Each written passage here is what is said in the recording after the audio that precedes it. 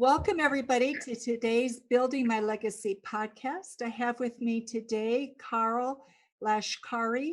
He is a men's leadership coach. And so, for many of you who are looking to build your legacy, you may be male or you may have family members who are looking at what is your life all about and how are you going to go about achieving what it is that you have set out to achieve. Karl is a former management consultant and currently a leadership coach for particularly men. And this follows a 3-year journey that Karl had following an illness that he had, and where he began to realize the importance of aligning his mind, emotions, nervous system, and physical body and to gain balance. So, Karl, I'm going to have you just tell the audience a little bit about your experience, what you were going through, and what got you to what you're currently doing today. Sounds great. Thanks for the introduction, Lois. I graduated from college in 2007, University of California, Davis, and I started with a finance degree and worked in the world of hedge funds and asset management for the first 7 or 8 years of my career. And then I moved to technology, working for startups in the Bay Area, and then took a role as a management consultant and was quite successful in my career, getting the promotions, being able to, pretty much have an early success in my 20s. And when I took this role as a consultant, it really was a lot of what I had dreamt of growing up. It was, traveling around the country, getting to work on interesting technology projects, on weekends flying out to Miami to scuba dive and salsa dance, and really working the work hard, play hard lifestyle. But it really was a lot on me, on my body physically. I was going through a lot of stress, constant stress, working 70-plus-hour weeks, getting on projects where I was, learning and producing at the same time, growing a new practice while also delivering for clients, and just a lot of different balls in the air. And as much as I loved the idea of it, it was the vision of what I always wanted in a career. The day-to-days were difficult on my body. And eventually my body said no, it crashed. I ended up waking up getting symptoms that initially I thought were the flu, but I would get intense body aches, net down, strong fatigue, dizziness, and cognitive issues. And it would last about a week or two, and then I would snap back to normal. And, because of so many responsibilities that I had, I didn't really investigate it as much as looking back I should have. And it continuously happened about 3 or 4 times. I thought I was just getting the flu. And then the 5th time it happened, it stuck. And I wound up having these symptoms, really bad body aches, fatigue, unable to walk, unable to get out of bed for about 6 to 8 months. The only time I left the house was to go to doctor appointments using a cane. And there was even a span of a couple months where I had to crawl to use the bathroom. And there started my journey where I had to drop everything, work, hobbies, everything, and focus fully on getting my life back. And, the medical system wasn't able to help me too much. I was given a couple medications, which helped a little bit, but overall, not a lot, no answer. Saw about 12 plus different specialists. And there started my journey of biohacking and just working, going through the spiritual world, meditation, breath work, yoga, all kinds of different things, visualization exercises, and men's work. And all these different things I picked up, every 4 to 6 months, something new would click. And then I'd get a little better. Something else would click and I'd get a little bit better. And right now I still work through a little bit, but I'm about 80% better. I have my life back. I have a thriving men's group business and network out here in Tulum. a large network of friends, and able to be dating again, able to hang out with friends again, flying back to the US to see my family. And yeah, it's just been an amazing journey of self-realization.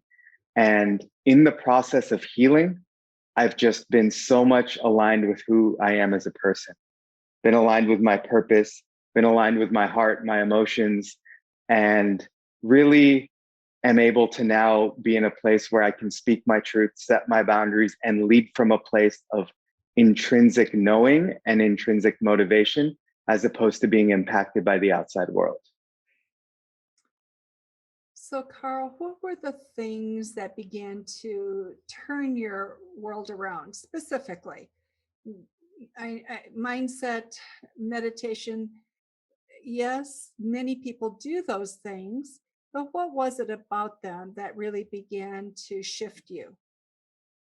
Yeah. So specifically, so with my condition, which is called chronic fatigue syndrome, and it's similar to the family of autoimmune conditions, it's primarily based on nervous system dysfunction. So meditation alone allowed me to kind of slow down things because I was just so wired. Little sounds, little light sensitivity would bother me intensely. So meditation allowed me to kind of calm that down a little bit.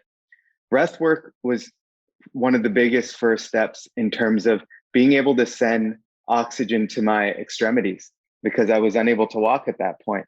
And then I started to find that when I was doing breath work, specifically a modified version of the Wim Hof method, I was able to start to process oxygen more efficiently to my legs and be able to start walking again.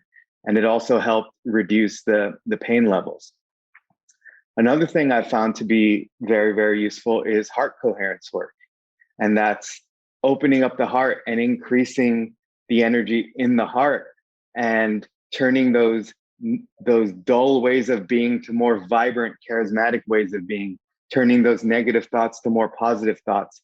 And when I do those practices regularly, I always see an improvement in my symptoms.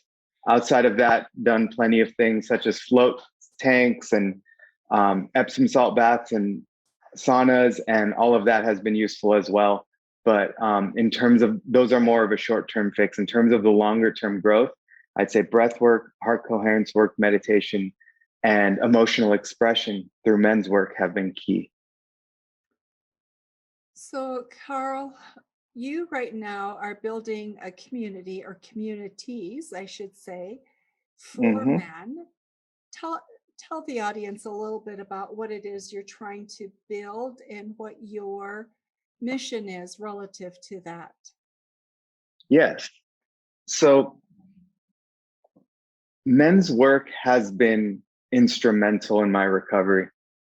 So much of the depression, the fears, all the things that I went through that led to my illness were simply a product of me having a lot of narratives and stories in my head and feeling very isolated, that it was just me.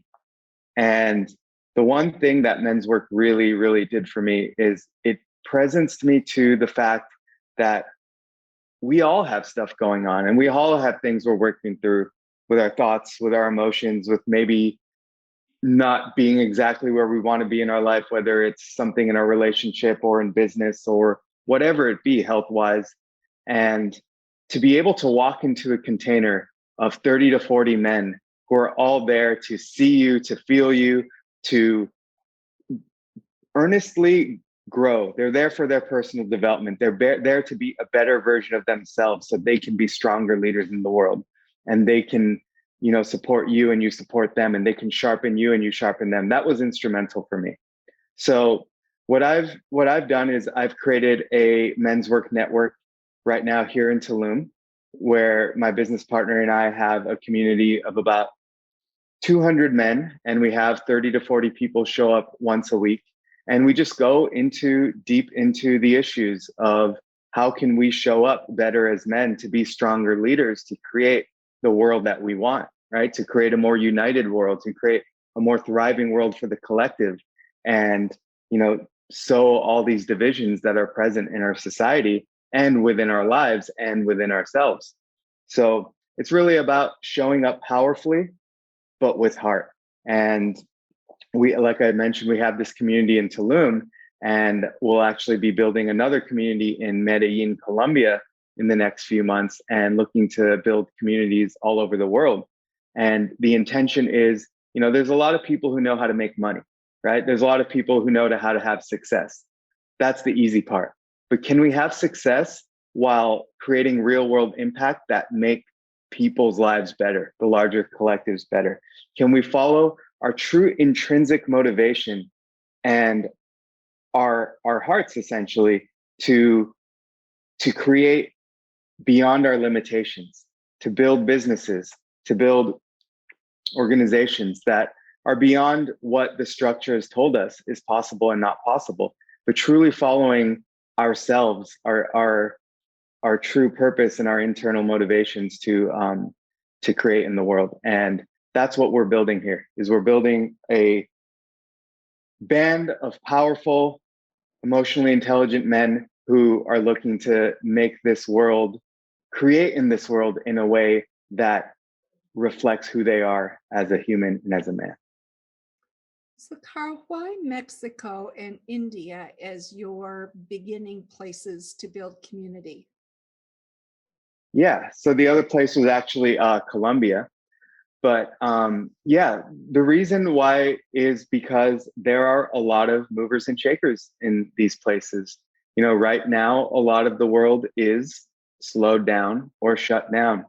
And where I have moved to, Tulum, Mexico, even though there are precautions that we take, there are a lot of creators who have come here to build. There's a lot of wealth managers in the blockchain space.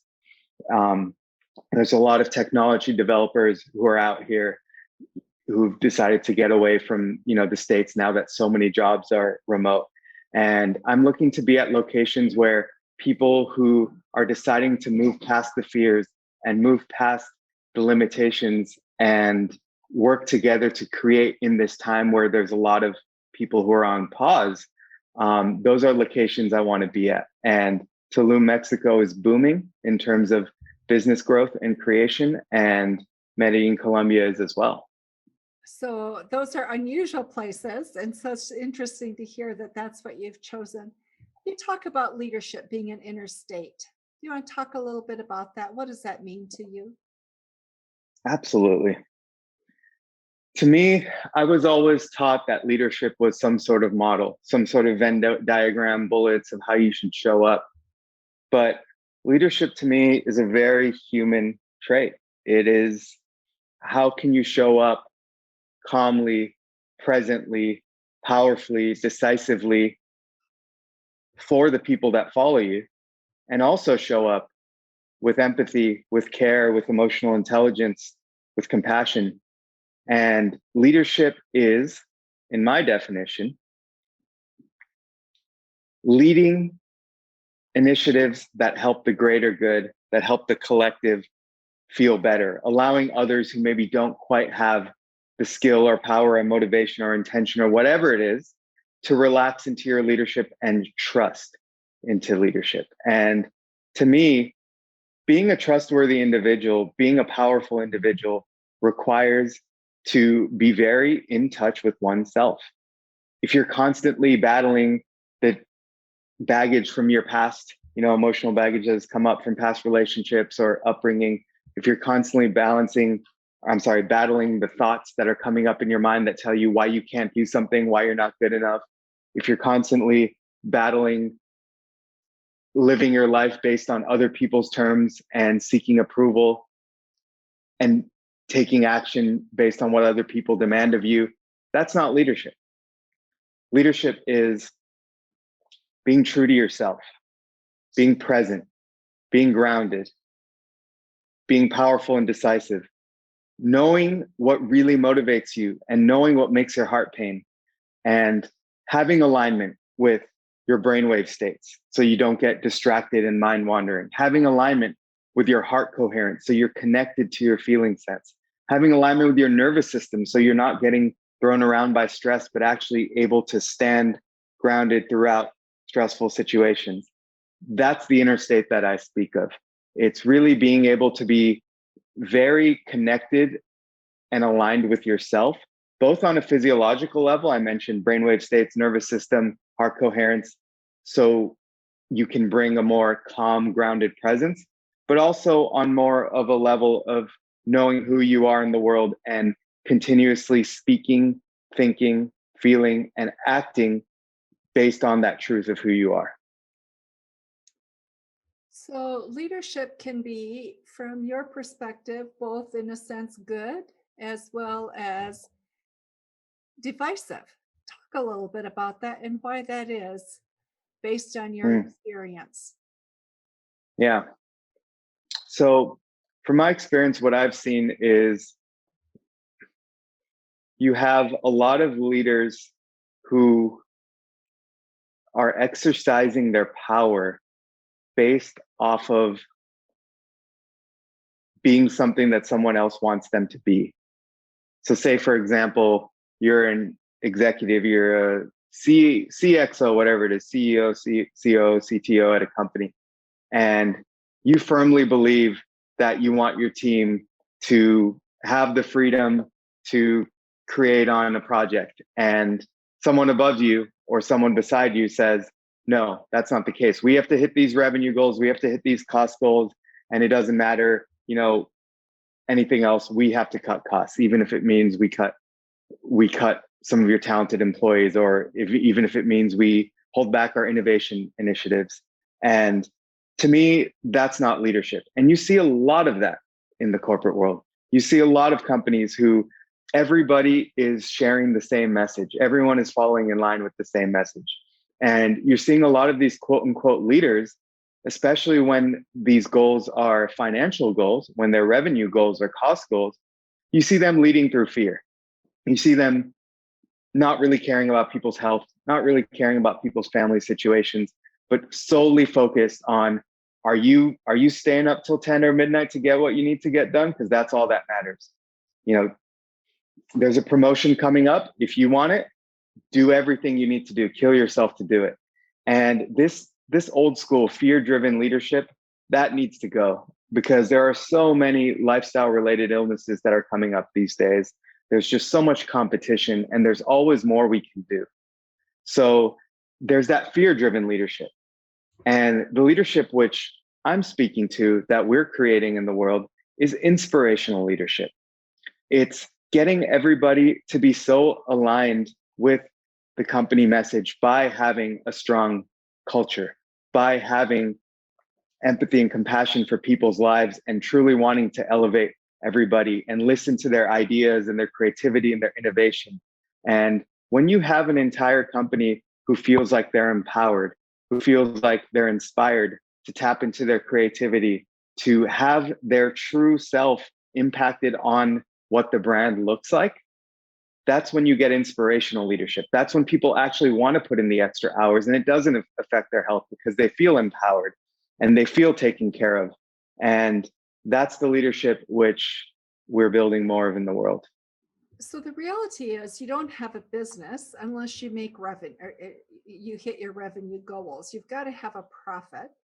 So how do you Of course. that need to grow and to expand the business with the transformation individually? The self-actualization actually is partly what you're talking about, of people within the company. How do you balance those two forces? Yeah.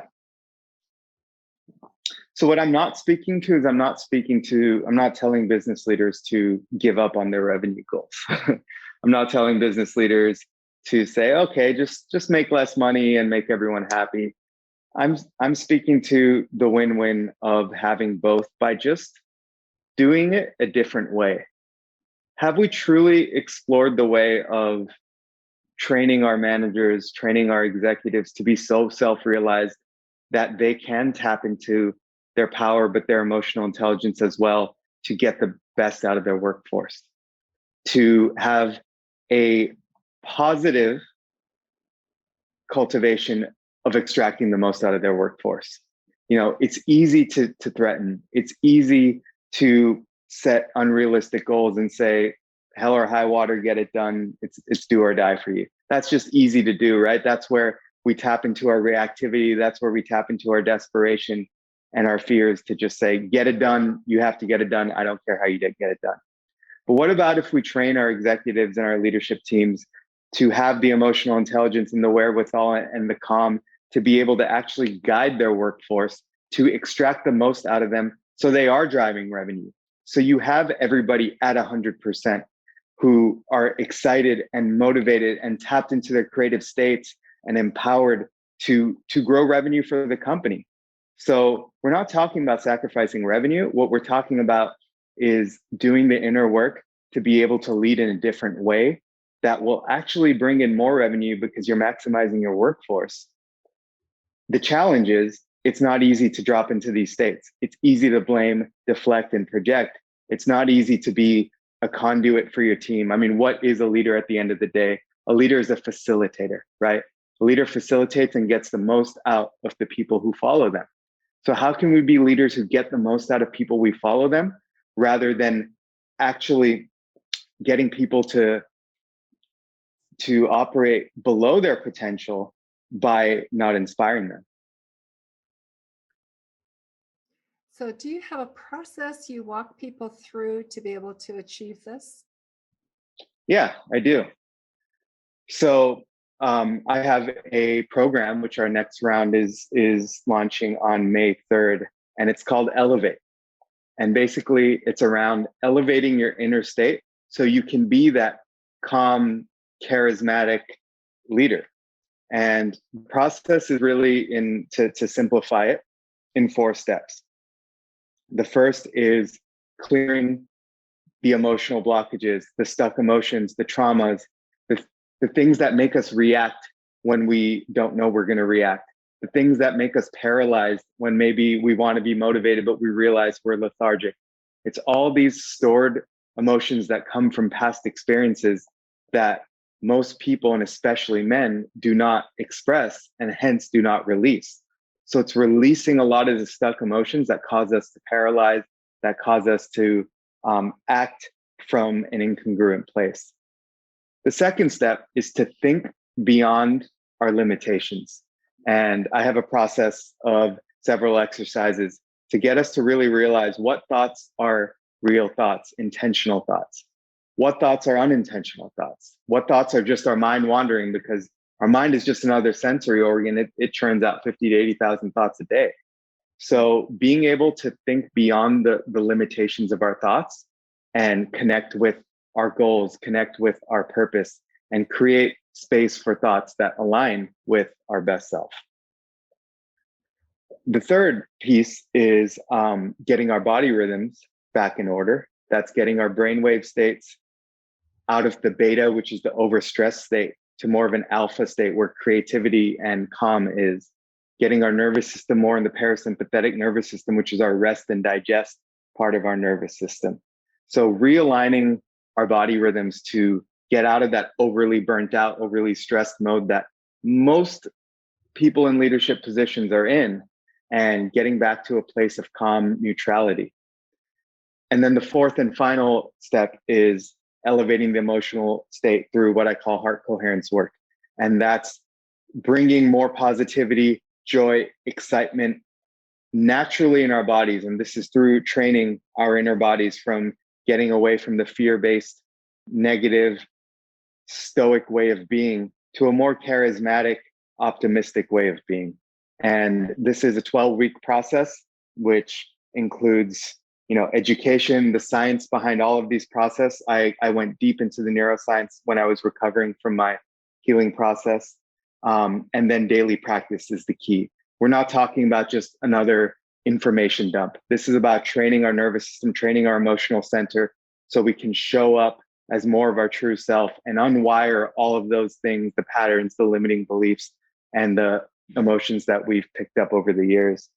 And, this is a tried and true process that I've had several clients who've strongly benefited from. It's changed their lives. And this is the process that I created in recovering from my chronic illness.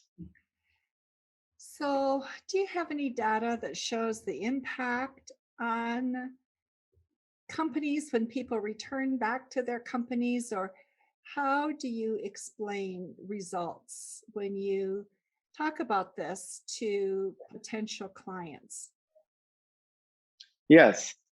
So, I mean, there have been studies done around, I believe, the University of Indiana, and I don't remember the exact figures, but around how an empowered and healthy workforce, how much productivity goes up due to absenteeism going down. I don't know if you're familiar with the word absenteeism, but it's basically people who show up at work and end up getting distracted and going on Facebook, and they're actually not taking days off. They're at work, but they're not fully mentally and physically there, or they're physically there but not fully mentally there. And I believe the stat was something around a 20% rise when people feel empowered and healthy in the workplace. And in terms of metrics around what I've seen, I'm someone who, I believe in results, and the people who I've worked with have seen results. The people who I have met on my journey who have not necessarily worked with me but done similar such work have seen results. They've found that they are in relationships that are more fulfilling and satisfying. They have found that they're way more productive in the workplace. And this isn't something I've done a study on, but this is something that I've received a lot of feedback on. So, Karl, over the next 5 years, where do you see yourself heading? In the next 5 years, I see that there's one thing that's important to me.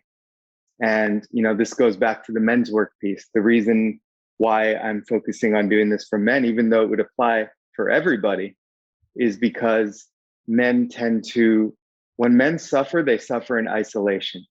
When men don't reach their potential, when they're caught because of their emotions that aren't released, when they're caught because of their limiting thoughts, it's because they're living in isolation. So in 5 years, I would like to see at least 8 to 10 communities of men's work in big cities, including the bigger cities in the US, New York, Miami, San Francisco, LA, where we have communities where every man knows that when he's feeling down, when he's feeling like his health is going down, he's feeling burnt out, he's feeling stuck or trapped in his life, whether it's his relationship, his business in general, that every man knows, most men know, that there's an outlet, that there's a place you can go to connect with other men and to figure this out. Men's work to be normalized, men's work to be accepted, men working on their vulnerabilities, their fears, their suffering, being celebrated and appreciated, and not looked down on as, oh, he's weak or anything like that. So I would like the narrative to be changed around vulnerability as a way to empowerment for men and business leaders in the world. That would be a beautiful thing, wouldn't it? Karl, our Yes. time is almost up. Things that we haven't talked about that you would like to make sure the audience understands or knows? Yeah. I think the first thing is somewhat to what I just said. Men's work, if you're not familiar with it, I highly encourage, whether it's through our programs or someone else, somewhere else is fine too. I encourage you looking into it. This isn't something that's just, we talked about the emotional intelligence, we talked about the vulnerability piece, but there's a lot of empowerment and there's a lot of really understanding yourself and stepping into your power that comes from it. So I recommend everyone look into men's work to at least get an idea of what it is. And for anyone that's interested on learning more, you can, follow me on Instagram, go to my website, karllashkari.com, launching a program on May 3rd around elevating your emotional state. I talked about the process a little bit earlier. And anyone who's interested in learning more, that's a 12-week virtual brotherhood program. Feel free to check out karllashkari.com/elevate. Got it. So, Karl, thank you so much for being with us today. Enjoy those last days you have in Mexico before you come back to San Francisco. San Francisco's weather is usually nice, but Not as Mhm. nice as I think where you are in Mexico right now. Absolutely. Thank you. Yeah, I'll be coming back and looking forward to it. And yeah, Tulum's been amazing. Thank you so much for being with us on Building My Legacy podcast today. And Karl, thanks to you and those of you who are listening. Thank you for being with us. Be sure to remember to visit our website at buildtomorrow.com and our social media sites as well. Thanks very much. Thanks for having me, Lois. Thank you for watching my video. Don't forget to like, subscribe, and click the bell button above. Leave comments. We'd love to hear what you think. And visit our other social media links as well. Thanks much.